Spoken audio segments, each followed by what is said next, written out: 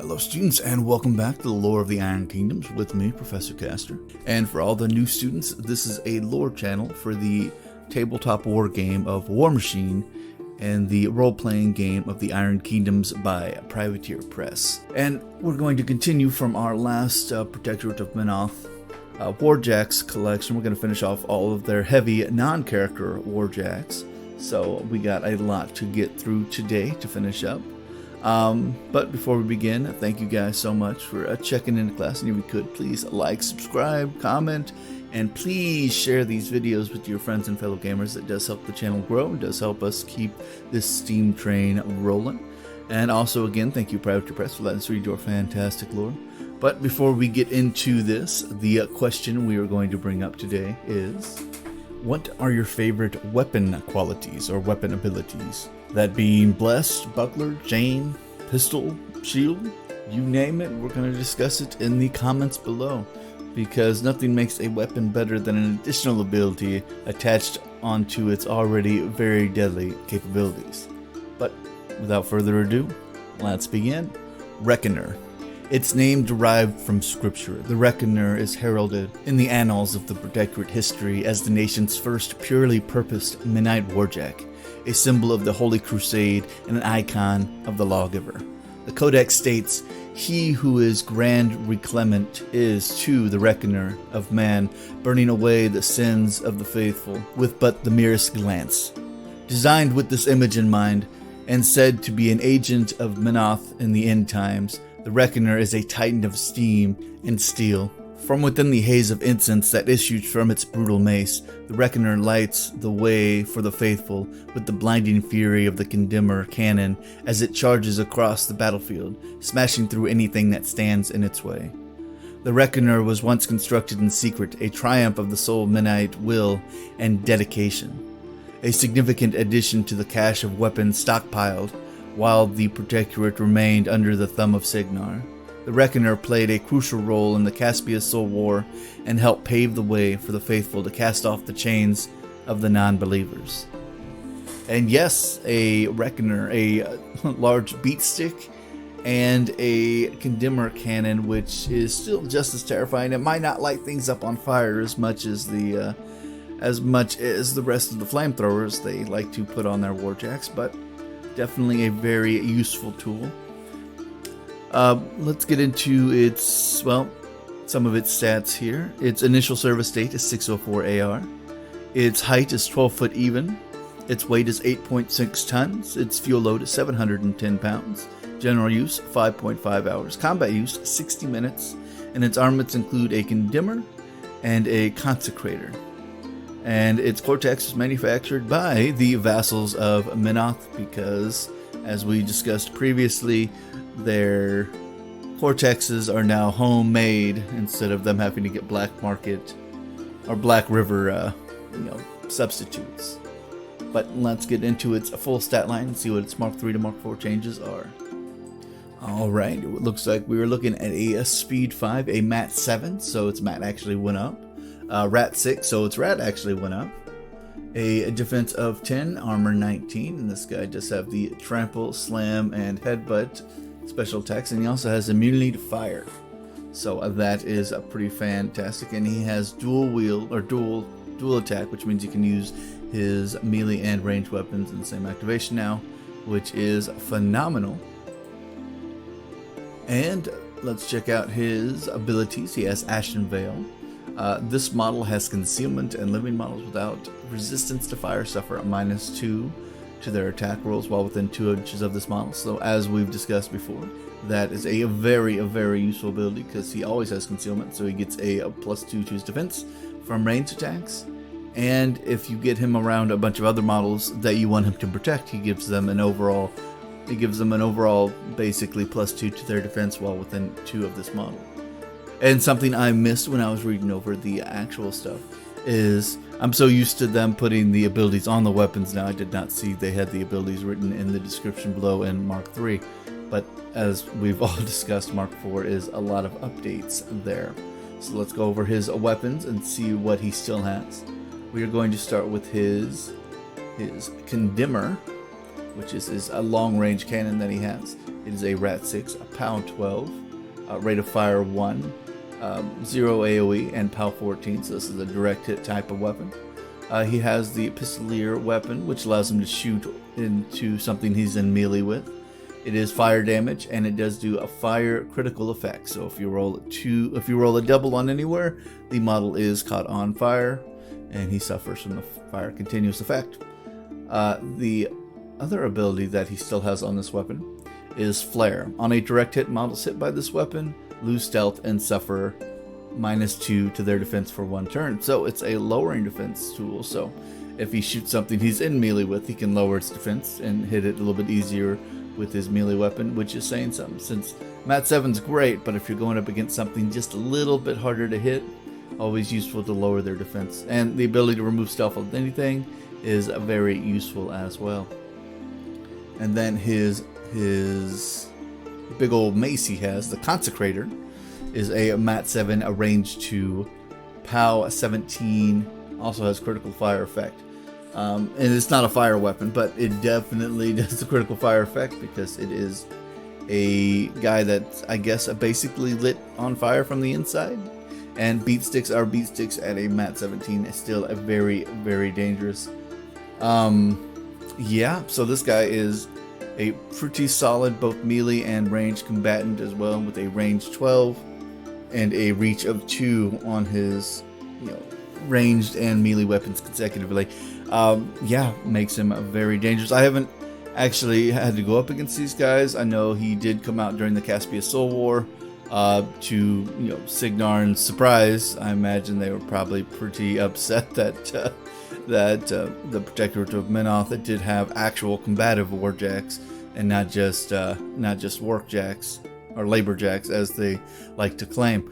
But yeah, and he has heavy armor. 19 is a pretty standard standard armor, at least anything up to the Cadoran, throw more metal on it and it'll be protected type of build. So this guy could take a beating and he can dish out just the same. So, but let's move on. Sanctifier. The battlefields of the Iron Kingdoms are a place of unthinkable violence, where even death may not grant escape from the enemy. The faithful crusader of the Protectorate of Menoth do not fear death in service of the Creator, provided their souls might join those of their brethren in the City of Man. Thus the Protectorate dispatches Sanctifiers to the most desperate battles in order to ensure the spirits of the righteous do not fall prey to the necromantic blasphemies such as the enslavement by the Cricks. Soul Menites revere these walking tombs as tangible manifestations of Menoth's will on Cain. The Reclamant Order blesses each hulking warjack with silent benedictions, making Sanctifiers the mechanical counterparts to those Menites who usher the dead into the arcane. The presence of a Sanctifier indicates the Reclamant Order expects a conflict to be especially bloody, regardless of whether it ends in defeat or brings victory. Each Sanctifier is armed with a simple but potent weapon, a massive cudgel, in the form of a minifix. Any enemy of the faith that ventures too near is crushed beneath the symbol of the unconquerable Creator. As battles wear on, the Sanctifier becomes a repository for the souls of numerous brave Menites. These souls resonate within the Sanctifier's blessed cenotaph, manifesting the power of Menoth's in arcane upon the world by revealing the spectral undead and other incorporeal abominations that walk between worlds. A Sanctifier forces those creatures to solidify in the realm of the living in order to smash them beneath its grave maker as an undeniable demonstration of Menoth's power. And yes, these guys are actually very useful because there are so many different very dark creatures out there that will absorb people's souls and then use them for their own nefarious purposes. And during the anytime fighting Cricks, because they collect souls, but there are other factions that also collect a good amount of souls that they use for additional power in the battles. And that would be the Infernals, are all about taking people's souls, and these guys will definitely help control some of those during those battles. Another one are the Gatormen, because they collect souls from everybody, so makes these guys always very helpful, especially if the Holy Midnight Order wants to make sure their the deaths on the battlefield, and their guys make it to Arcane all right without being jacked up by being used as an energy source. So, and as many of these guys are pretty phenomenal looking. I feel like a lot of the Protectorate of Menoth warjacks start looking real close to character jacks just because they all look like cathedrals in their own right. But let's go over his stats, shall we? His initial service state is 606 AR. His height is 12 feet. Weight 8.5 tons. Fuel load 710 pounds. General use 5.6 hours. Combat use 60 minutes. And his armaments is the Gravemaker. And his Cortex, of course, is the Vassals of Menoth. So, or his Cortex is manufactured by the Vassals of Menoth. You know what I mean. But let's check out his Mark 3 to Mark 4 changes and see what happened and if he got better, worse, or the otherwise. And as always, let's start with his stats. He is a Speed 5. He is now a Mat 7, so his Mat actually got better from Mark 3 to Mark 4. His defense is 10. His arm is 19. Of course, he has all of the special abilities that a large warjack would have, including Trample, Slam, and Headbutt. And then his section of abilities would be, he has Ashen Veil, which is fantastic. We just talked about that, but it gives this model concealment, and living enemy models without resistance to fire suffer a -2 to the attack rolls while within 2 of this model. So you want him to be with your other guys, so that he could kind of use that little buffer, this 2-inch bubble, over your friendly guys as well. So that's always super useful, and thus making him a defense 12 most of the time against living models. Second ability he has is Exorcist.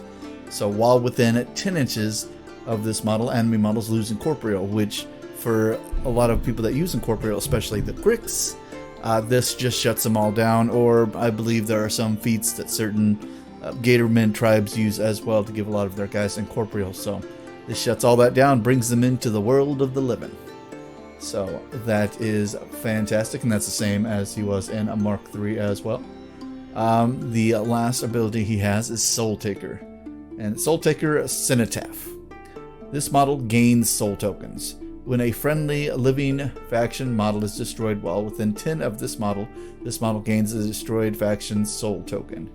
This model can have up to 3 soul tokens at any time. At the start of this model's activation, you can remove soul tokens from this model to give it 1 focus point for each token removed. Now, I'm not going to say that it might be burning its own people's souls, but I know for a lot of the other factions, if they do collect souls, they're usually burning them out for focus type of stuff, or other abilities as well. I imagine the way that the Protectorates mark this up is, the souls are used one last time before he personally sends them up to the Arcane. Maybe that's how that works. I'm not entirely sure. Honestly, I would not want my soul to be taken by any of the soul takers, but that's just me. Maybe I'm just a little odd, but yeah. Although it's a little different from its original setup from Mark III. It looks like they've lost the Hand of Fate ability. So back in Mark III, this model used to be able to spend a soul token during its activation to gain Hand of Fate. A model with Hand of Fate gains 1 additional die to attack and damage rolls, and then you discard the lowest roll of each. So that was just a nice little add-on, although I think that might have made it a little overpowered, because not only could you add an additional die, but then you could use additional focus to boost it, so you could technically get a 4 die to your attack and 4 die to your damage roll, removing the lowest, which probably is a great breaking mechanic, or a crit effect if you're trying to do that. So that has been removed, so it is just a straight 1 focus point for each token removed. A little bit simpler. That's all right.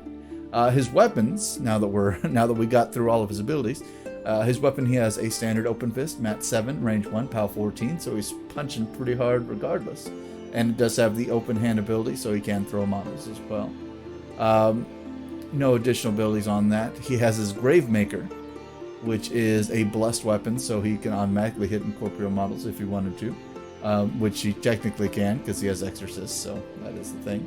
It is a Mat 7, range 2, so it's got some reach onto it, and it's a POW 17, which is a pretty staggering amount of damage that you would want on a guy who is specifically melee. But as mentioned before, you would want this guy if you're going up against anybody who has any kind of soul taking abilities, or things that they can use their enemy souls to power their own stuff, or if you're going up against any guys that like to use a lot of incorporeal models, this guy would definitely be well worth the pointage to get him on your side of the field. And if anything, he's actually a pretty decent melee combatant, so you would want him as well. Unfortunately, he is one of the few guys that does not catch people on fire, but he does have fire immunity, so like most Protectorate of Menoth warjacks, this guy is all about being in the fire, but he just can't create it himself, unfortunately. But let's move on. Templar. The Templar embodies the Protectorate's simple philosophy of war.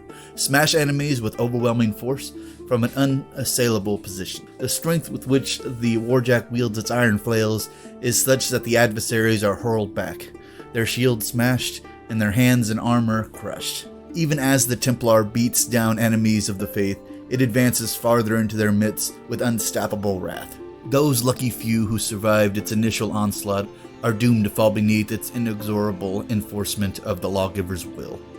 When former Hierarch Kaltor Turgus reunited the Temple in 535 AR, he broadened the Protectorate's border and ordered the construction of the Tower of Judgment, with the first Templars created to guard this edifice.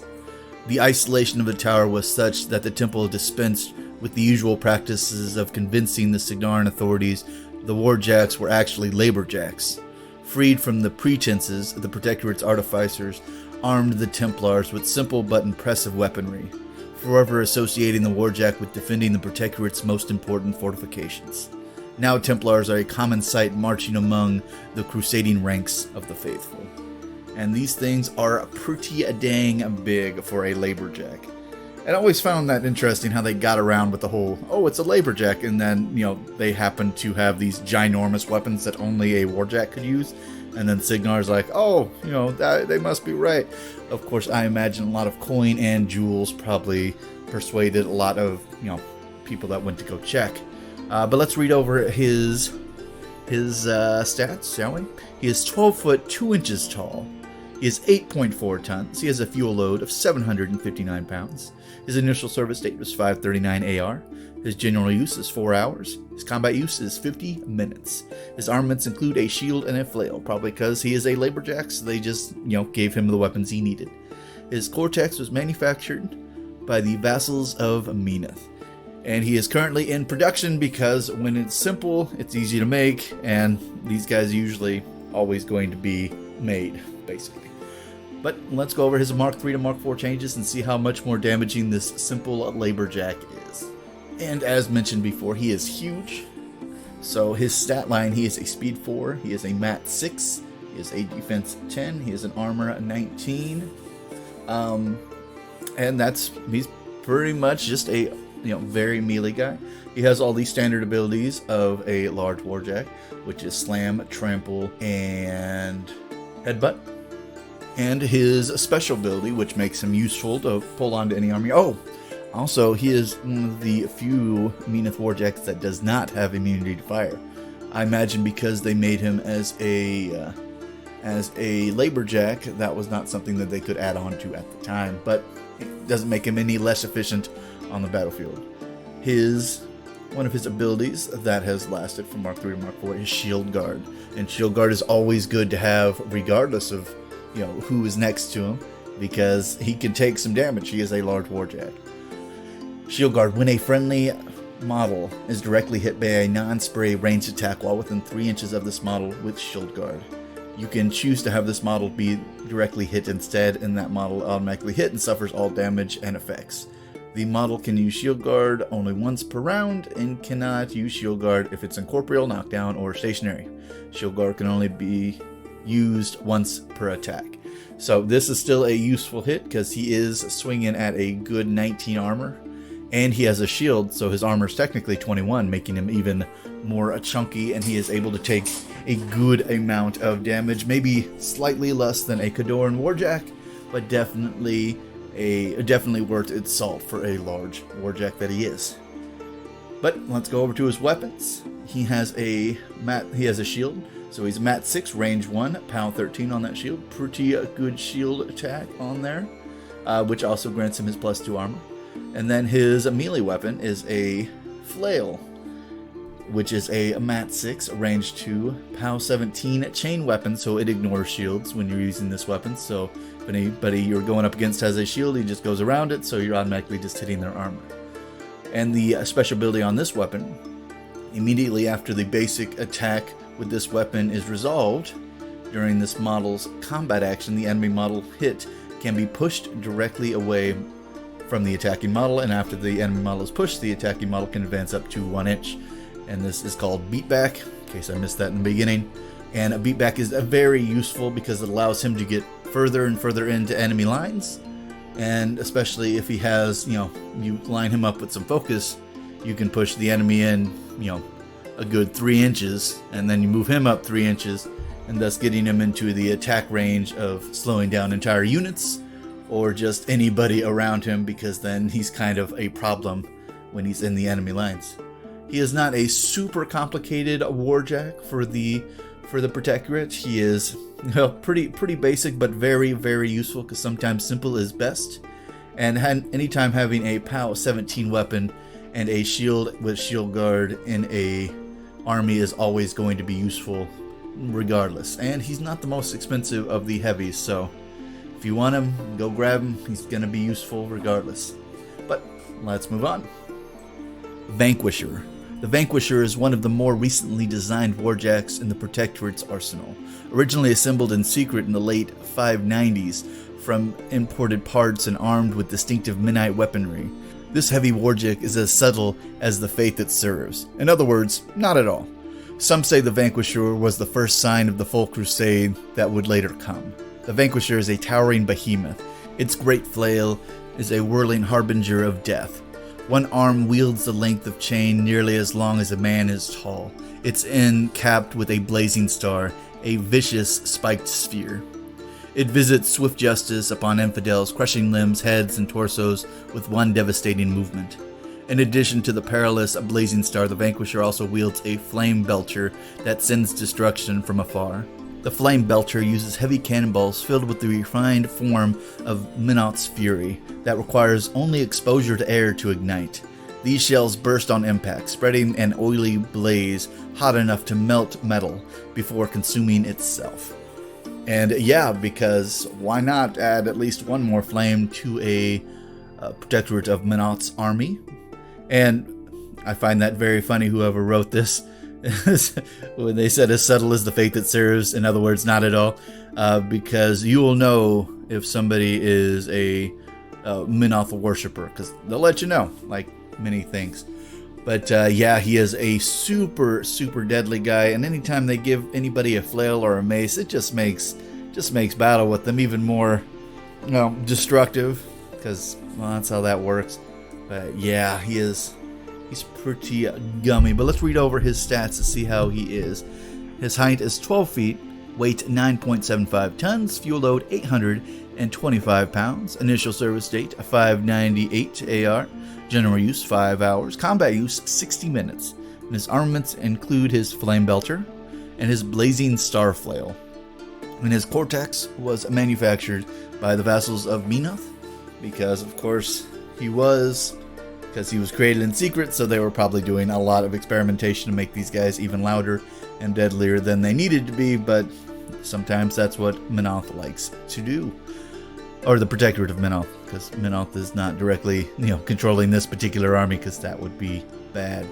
But let's read over his Mark 3 to Mark 4 changes and see how deadly his Flame Belcher and his Blazing Star actually is.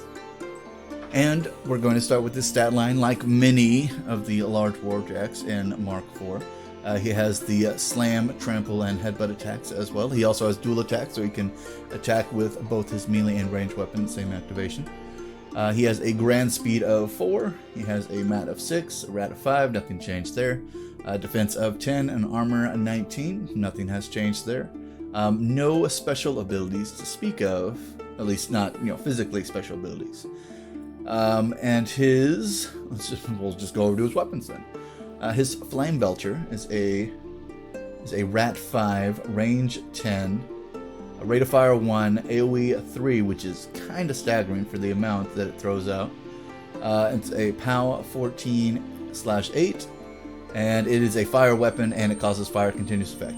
Now, with his original AoE was 4 in Mark 3, but in Mark 4 it's a 3-inch AoE, so that means that once he hits the initial target, it will jump off to 3 other models within 3 inches of the model hit. So if he's hitting a large base model with his initial stuff, that is a heck of a spread on there, and it's actually technically wider than the 4-inch AoE that used to just sit on top. So yeah, he can really splash that stuff around on a bunch of people that most people probably would not want that splashed around too. So yeah, makes that very deadly, makes him a very dangerous guy, and he's still more accurate than any Khadorn warjack with ranged weapons, so that's nice. His next is Blazing Star. His melee weapon is a Mat 6, range 2, POW 16 chain weapon, so it also ignores shields. But his special ability on this, which makes him a grand melee combatant, especially if you're running him into units, is Thresher, his special attack. This model makes 1 melee attack with this weapon against each model in its line of sight. That is in its weapon's melee range, regardless of whether that model is a friendly or enemy model. Thresher attacks are simultaneous, so we want to keep him away from your own guys because he does not swing around friendly models. But what makes this even more deadly is the fact that in a Mark 4, they no longer have a back arc. So that means that he is swinging this thing 360 degrees all around him. So if you do some charging shenanigans and land him in the melee range a little bit further up, you can catch a lot more guys in his swing. And at a 2-inch swing, this is the most dangerous top that you've ever seen on the battlefield. So be very wary of this. But as mentioned, he is not super complicated. Very straightforward. You want him to get in there. You want him to do his stuff. He is also not immune to fire either, which is a little different. But he does have a flame belcher, not a flamethrower. So maybe they figure if they launched it out far enough, it was unnecessary to make him immune to fire.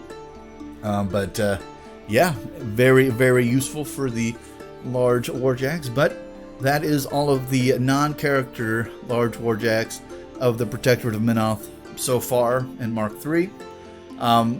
Next time we are going to start our discussion on the character warjacks and see how much more dangerous those are than the regular, and see what makes them a character rather than just a rank and file warjack. And yeah, but thank you for hanging out with me. If you're still here, thank you so much. If you could like, comment, subscribe.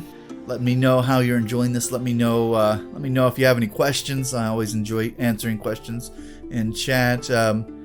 Also, please share this video with your friends and fellow gamers alike. It does help keep the Steam train rolling. And back to the question that we asked at the beginning of this video. What is your favorite weapon ability? And as we saw a couple of these guys, shield is a very useful one.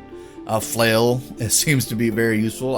I see a lot of the Protectorate of Menoth using flail weapons, which is kind of terrifying and very mean to all the shielded brethren out there. But what do you think? What is your favorite weapon ability in Mark 4? Because it's always very interesting to hear your take. Also, before we end, thank you so much, privateerpress, for letting us read your fantastic lore.